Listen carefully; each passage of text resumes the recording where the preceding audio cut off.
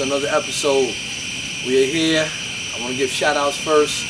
Producer DMF in the building, working on 1 and 2s. We had a little technical difficulties getting this thing started, but we made it through. And we got shout outs to my man Jesse for putting this thing together right here, man. Making the connection for our guest today. Alright, Long Island killer, OG veteran. Alright, all you young dudes, man, y'all gonna pay homage, y'all gonna pay respect, man. I gotta spank y'all up a little bit today, man. Well, you young guards coming up, man, you gotta know your history. Alright, we got an NBA pro in the building, alright, played in the real Big East. Let's get it all the way correct, the real Big East. I don't know what Big East they doing today, man. Real Big East, we talking three-time high school champ? Yeah. 3-time long LIC champ, Amityville's finest. We got my man AJ Price in the building. Welcome to RealChampTalk podcast. Thanks for joining. Don't worry about the water. Appreciate you for having me, man. Good to be here. Thanks for coming on, man. So we're gonna jump right into it, man. We're gonna first start off your history of basketball, when it all started for you. Doing my homework, I came across some info that your pops was nice with it. Yeah. So talk about the influence coming up. If your pops really had that influence on your game coming up, talk about your early beginnings of your start at basketball. My pops was from the South Bronx, Tony Price. So he came up playing ball, in the toughest part. You know what I mean? So he had that toughness with him. Graduated from Taft High School, went to Penn, University of Pennsylvania, Ivy League school. Was the first Ivy League school to play in the Final Four. My pops did that. What was that, 79, 79. I think? 79. That was the magic bird. Everybody knows it for that, but I know it for a different reason. Right. You know what I mean? Pops went to the Final Four. Led the tournament in scoring, actually. But, he was vicariously living through me as a young kid. So basketball was what I knew at a young age. So that talent just passed on. So you come from a family of hoopers. My mom's played ball too, point guard, Morgan State. So I almost ended up there coming out of high school. That's what it's good school. My SAT grades, man, I couldn't get it, man. But Morgan State, I was on my way there. But okay, so your family basketball history coming up. Who was like when you was coming up? Who was like the guys you kind of emulated your game after watching the game of basketball at a young age? Who did you like grow up watching? Well, I thought I was gonna be tall. My pops was 6'6", so I always thought I'd be like 6'6", 6'7", something like that. Okay. So I started. Like Penny was one of my real early favorites. I loved Penny Hardaway's game, and then the older I got, I started realizing I might not be 6'7". Right. So I started watching different guys. Couple guys that were huge in just learning the game, studying the game for me. Kenny Anderson. Okay. Drawing blanks right now, but Kenny Anderson was huge. That's a good start, man. Chauncey Billups was huge. Kobe Bryant, I used to watch him still. I loved his game. I started watching guards, smaller guards. Okay. That could get their game off, weren't so athletic per se, right, but still got the job done. Got a skill set. Right. All the guys you pick had a certain skill set, coming down, boogieing, and doing different things. Man, you think about K.A., what he was doing at Georgia Tech, we came down skated on Bob Hurley, man, like... Classic. It's classic. Like, you wasn't a kid and you didn't go in your backyard and try to do that move like 900 times, and you know what I'm saying? I don't think you really love the game like that. So, all right. So let's take it up to your high school years and your high school start playing at Amityville. So you started playing varsity 10th grade, sophomore year. Yeah. I played JV 8th grade.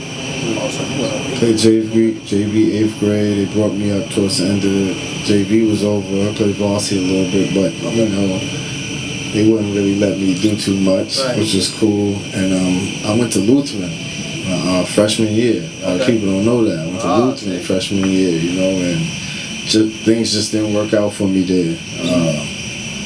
wasn't home for me, wasn't comfortable. Right. So I went back to Amityville for my 10th grade year, my sophomore year, and I was there with Jason Frazier. Jason Frazier was probably, to this day, the best big man I ever played with. Okay. On any level. He could do everything. And we had all the national attention because of him.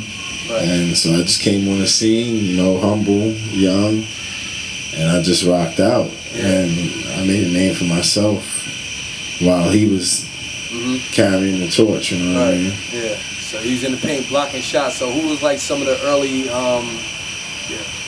go through like your early tough battles in high school? Like who was the teams that's like your early, like when you first stepping on the scene your sophomore year, like who was the teams that was giving y'all like that good comp, like making you bring your A game? Like I said, we had a national schedule, so I mean, right away we was playing nationally ranked teams. I mean, we played DeMatha down in Maryland when they had this kid Travis Garrison. He went to Maryland. He was good. I remember Garrison.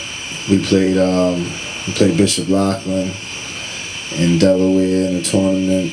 We played LeBron James in that same tournament, St. Vincent St. Mary's, when they were ranked extremely high. How'd that matchup go? The matchup was cool, you know, we won. You know what I'm saying? We got the dub, you know what I'm saying?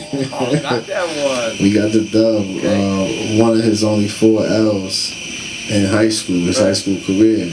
Amityville High School gave him big time, man. That's big time. Yeah, we gave him one of them.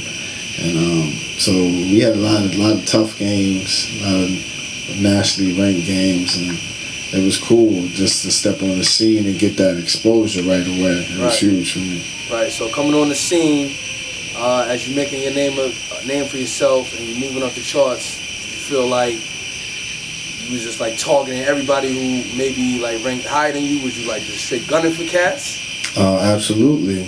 You know, those rankings, they don't mean much, but it'll give you fuel if you're not where you think you should be. And I was always chasing one guy in particular. That was on Sebastian Telfair, you know what I'm saying? Unfortunate to see what's happened to him recently, but I was always chasing him. He always had the clout, name, the hype. He had everything behind him. I always felt I was better than him, me personally. So I was always chasing him. I was trying to kill anybody else that came in my path. You gotta have that nemesis or somebody that drives you to, you know what I'm saying, to be great. So when I was in high school, I graduated 2000. My nemesis was E-Star. You know what I'm saying? So Star. Big shout to E-Star. Yeah, that's my man. Yeah, I'm gonna have him on here too, man. So definitely. Me and him was like going at it. I was like my target. Like he had me up early in the morning, like you know what I'm saying. Like you have to be ready. Those are games you look forward to. You know what I'm saying? Represent. Show how nice you was and shit. So, that's a fact. You know what I'm saying? So your sophomore year, y'all take it. Y'all win that chip. What's that experience like as a youngin to have success at at an early start?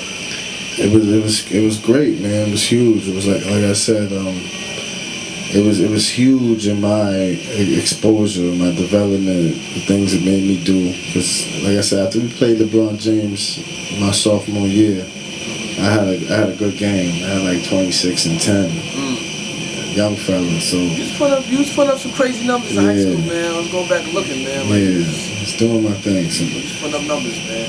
Literally the next day after that game against LeBron James, I came to school and my head coach Jack Agostino, shout out to Jack Agostino, he dumped a garbage bag full of letters from literally every school. Yeah, we're gonna get into that. Right. We're gonna get you to know what I'm saying?